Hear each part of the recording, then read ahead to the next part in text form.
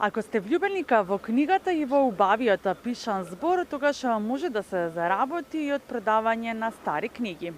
Не може да поминете низ плоштадот Македонија, а да не ја забележите оваа антикварница и господјата Сонја Иванова, која што речиси 40 години продава книги на различни локации низ центарот на главниот град. Во следниве неколку минути во Добро утро секое утро ве запознаваме со господјата Сонја Иванова. Господја Сонја, најпрво ќе посакам добро и убаво утро. Благодарам, исто така. И јас вам ви посакувам. Господја Сонја, како е да се започне денот? Секое утро, нели, вам ви започнува речиси исто, но како е да се започне денот со волку многу илјадници книги околу вас? Како мислите, дали тоа јас сакам да го работам или дали е тешко? И едно и друго. Значи, многу ја сакам книгата и заради тоа и го работам ова, затоа што ова е една тешка професија. И мотивот е битен во секоја професија. Така, колку време ви е потребно кога доаѓате наутро? Вие буквално сега ве фативме на половина од вашата работа. Колку време ви е потребно за да ги наместите сите книги кои што сакате да бидат изложени? Па, зависи од временските услови. Ако дозволува времето, тогаш можам да си дозволам повеќе да изложувам. Меѓутоа, тоа е од прилика 4 часа наутро и 2 часа попладне кога ги собирам. По каков ред? Имате ли некаков ред како ги местите книгите, како избирате во текот на утрото, еве кога ќе дојдете на вашето работно место, како избирате како денеска ќе бидат наместени книгите? Како што рече еден мој посетител, секогаш ги бираш истите книги, најдобрите. Тоа е принципот на работа. А колку е тешко да се седи буквално на секакви услови? Сега е пролет, може би е идеално, нели, времето за токму за работа надвор, на отворено, но вие буквално немате кров, немате покриена место каде што може да стојат книгите и да бидете, нели, и вие згрижена. Колку ви се тешки условите за работа кои што ги имате и кој временски период еве за вас е најтежок? Најтешки. Секое годишно доба е тешко. Зимно време ладно, дождови, летно време виулици, тие електрични празнења, ветрови, дождови, секое. Пролет поготово е најтешко, бидејќи е променливо.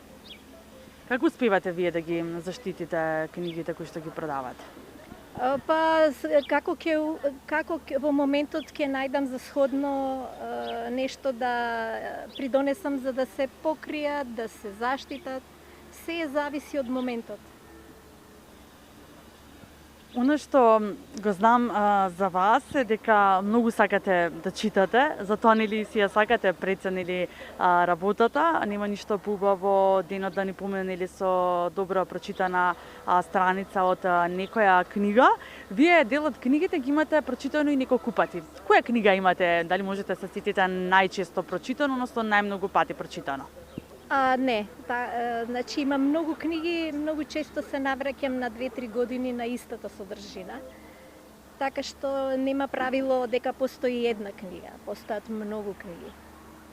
Кои се вашите омилени книги кои што сакате да ги читате и се навраќате повторно да ги препрочитате? Само класика. Класиката ме фасцинира.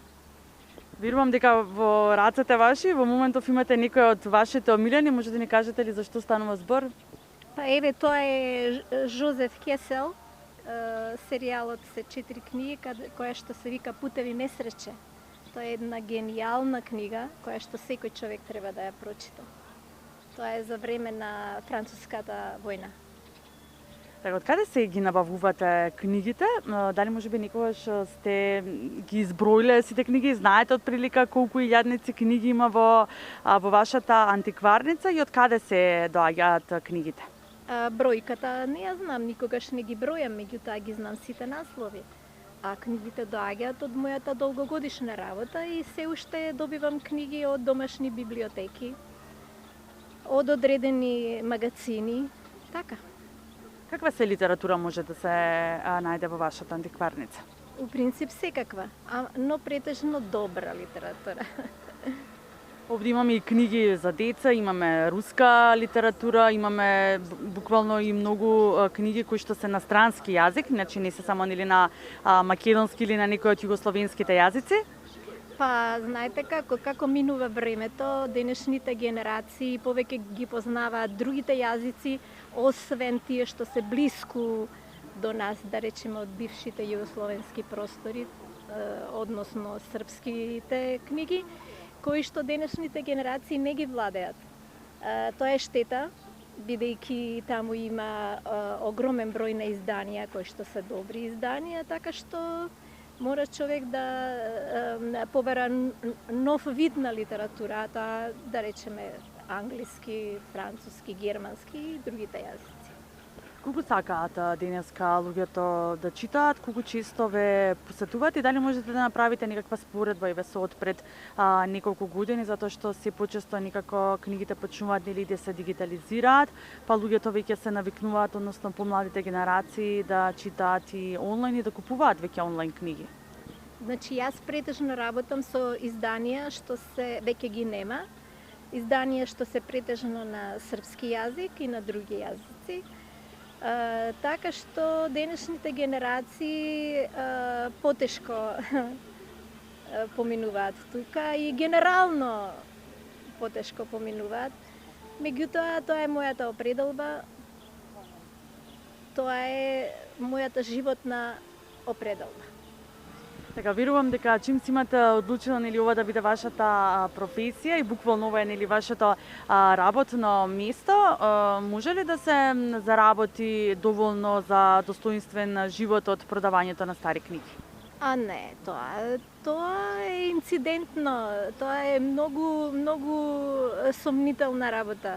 Некогаш ќе продадеш, некогаш со денови не продаваш, така што нема тука некоја сигурност.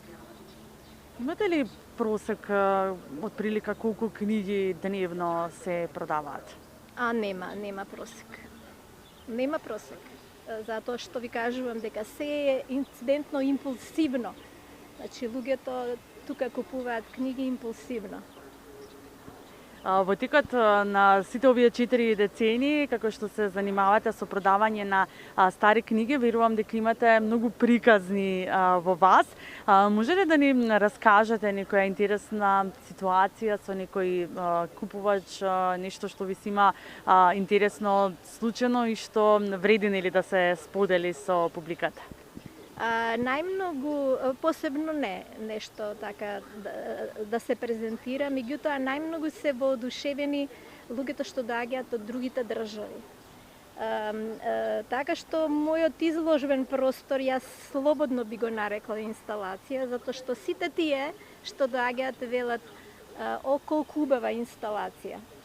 Така што тоа е еден знак дека ние треба тоа да го правиме. Во светот тоа постои.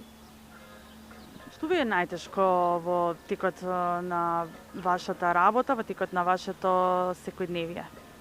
Најтешко ми е тие луѓето што не ја разбираат мојата работа. Тоа е најтешко. Затоа што ако не ја работиш оваа работа, не можеш да ја разбереш. Треба да ја работиш за да ја разбереш. Госпоѓа Сонја, навистина ви благодарам за одвоеното време. Иако ова утро ви одземавме дел од вашето работно време, ќе ви се заблагодарам, сепак ќе ви посакувам да си имате уште многу години успешна работа. Благодарам. И јас би сакала луѓето што почесто да читаат, повеќе да обрнат внимание пишаниот збор, бидејќи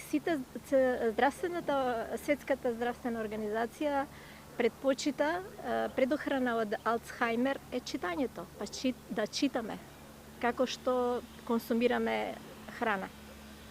Навистина многу ова порака од госпоѓа Сонја, која што целиот свој живот до сегашен го има посветено на книгата и на убавиот пишан збор. Она што може секако јас да ви го кажам нели во продолжение, дека нема ништо поубаво од тоа во текот на денот да ви биде исполнет и да се збогатите секако со добро прочитана страница. Не мора нели да биде во текот на денот цела книга, но убаво е да читаме и така што читајте што е можно повеќе.